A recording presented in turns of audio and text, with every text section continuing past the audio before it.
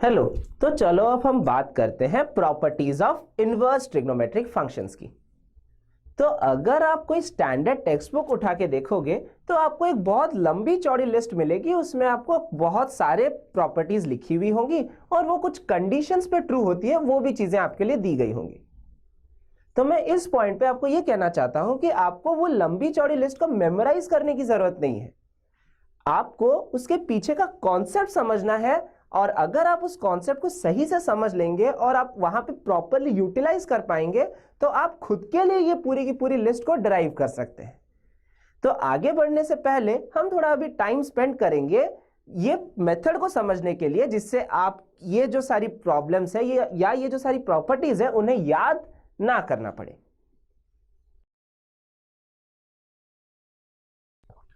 Right. तो अभी हम ये जो तरीके के बारे में मैंने आपसे बात की थी उसको हम एक छोटे से एग्जाम्पल के थ्रू समझ लेते हैं। तो मैंने आपसे एग्जाम्पल लिया है cos inverse of 1 minus x square की। तो अगर आप यहां पे गौर करेंगे तो ये मेरा जो पार्ट है ये दो पार्ट्स में, ये जो मेरा फंक्शन है ये दो पार्ट्स में स्प्लिट है। पहला जो है ये एक इनवर्स ट्रिग्नोमेट्रिक फंक्शन है और अंदर एक अलजेब्रिक पार्ट है। तो यहां पे आप देखेंगे कि इस चीज को मैं सिंप्लीफाई तो नहीं कर पा रहा हूं, बट आपको पता है कि ये जो कॉस इनवर्स यानी कि जो इनवर्स ट्रिग्नोमेट्रिक फंक्शंस की एक बहुत अच्छी प्रॉपर्टी होती है। प्रॉपर्टी होती है कि cos inverse of cos theta is equals to theta, provided theta हमारे प्रिंसिपल डोमेन में लाई कर रहा है। तो यहां पे आप मुझसे पूछोगे कि ये जो दोनों केसेस है ये तो डिफरेंट है, यहां पे आर्ग्यूमेंट में एक ट्रिग्नोमेट्रिक फंक्शन है, यहां पे आर्ग्यूमेंट में एक अलजेब्रिक फंक्शन है, तो ये केसेस सेम कैसे हुए? अब मैं जो तरीके की आपसे बात कर रहा था वो इस स्टेप में लागू होती है और वो तरीका होता है मेथड ऑफ सब्स्टिट्यूशन का।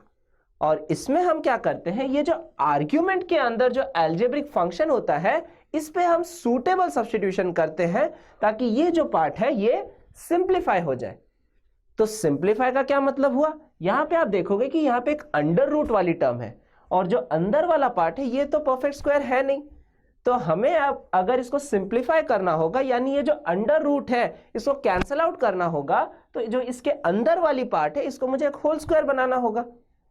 तो यहां पे आप अगर देखेंगे कि होल स्क्वायर बनाने के लिए हमें एक ट्रिग्नोमेट्रिक प्रॉपर्टी बहुत इजीली यूज कर आ सकती है। तो यहां पे आप फोकस अभी आप ये इस पार्ट ऑफ द फंक्शन को कीजिए जो है ये 1 माइनस एक्स स्क्वायर के अंडर रूट का।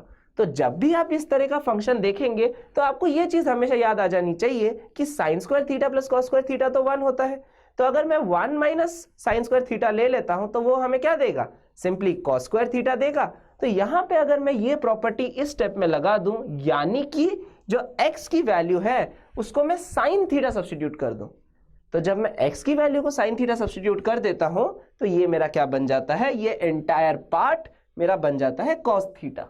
और अभी हमने ऑलरेडी देखा कि ये वैल्यू थीटा बन जाती है प्रोवाइडेड हमारे जो थीटा है वो प्रिंसिपल डोमेन में लाई कर रही है। तो अभी आपको जो ये थीटा पार्ट है इसको हमें क्या करना होगा, x के टर्म्स में लिखना होगा।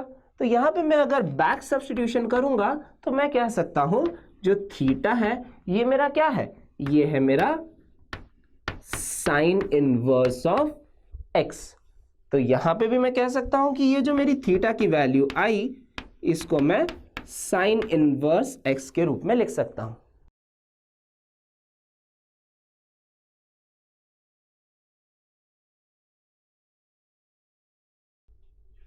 राइट। तो आगे बढ़ने से पहले चलो हम कुछ क्वेश्चंस की प्रैक्टिस कर लेते हैं।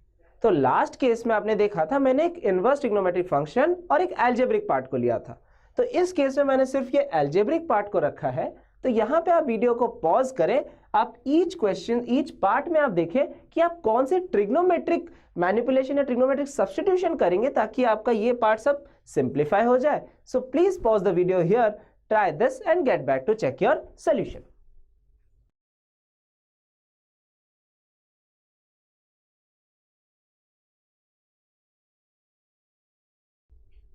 राइट। तो अभी हम देखते हैं सोल्यूशन में। तो यहां पे अगर आप देखेंगे यहां पे मेरे पास 1 प्लस एक्स स्क्वायर की टर्म थी और हम लोगों को पता है अगर x मेरा tan या cot x हमारा tan थीटा या cot थीटा कोई भी होता है तो हम लोगों की ये जो पार्ट है वो बहुत हद तक सिंप्लीफाई होके सीक थीटा या कोसेक थीटा रेस्पेक्टिवली बन जाती है।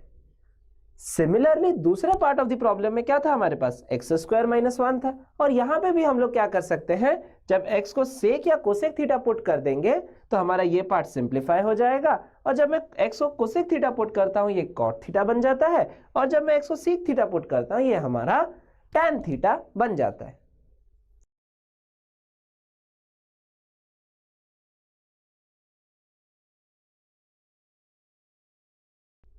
चलो हम आगे बढ़ते हैं। हमें यहाँ पे गिवन था 1 प्लस एक्स बाई 2 का अंडर रूट है। तो यहाँ पे आप देखेंगे मेरे पास एक 1 प्लस एक्स का टर्म तो है ही, और नीचे एक 2 की टर्म है, वो भी अंडर रूट के अंदर है। तो यहाँ पे हम क्या करेंगे, जब मैं एक्स को कॉस 2 थीटा लेता था तब क्या होता था, 1 प्लस कॉस 2 थीटा हमारा क्या बनता था, 2 कॉस स्क्वायर थीटा, और यहाँ पे 2 आपस में कैंसल आउट हो गया और मुझे सिंपली मिला कॉस ऑफ थीटा। सिमिलरली यहाँ पे 1 माइनस एक्स बाई 2 के केस में भी मैं यहाँ पे x को 2 थीटा सब्स्टिट्यूट करूंगा, और यहाँ पे मुझे मिल जाएगा, ये पार्ट को अगर मैं सिंप्लीफाई कर दूंगा तो मुझे मिल जाएगा साइन ऑफ थीटा। तो यहाँ पे जो मेरी लास्ट केस है वहां पे क्या है, 1 plus x upon 1 minus x का अंडर रूट है। और यहाँ पे आप अगर देखेंगे ये कुछ नहीं है बल्कि ये दोनों पार्ट का रेशियो है, और यहाँ पे अगर मैं कंबाइन करके x को 2 थीटा लेता हूं तो क्या होता है, ये पार्ट मेरा बन जाता है 2 कॉस स्क्वायर थीटा, ये बन जाता है 2 साइन स्क्वायर थीटा। अगर मैं उसको सिंप्लीफाई करता हूं तो मुझे मिल जाता है, ये पार्ट सिंप्लीफाई होके बन जाता है कॉट ऑफ थीटा।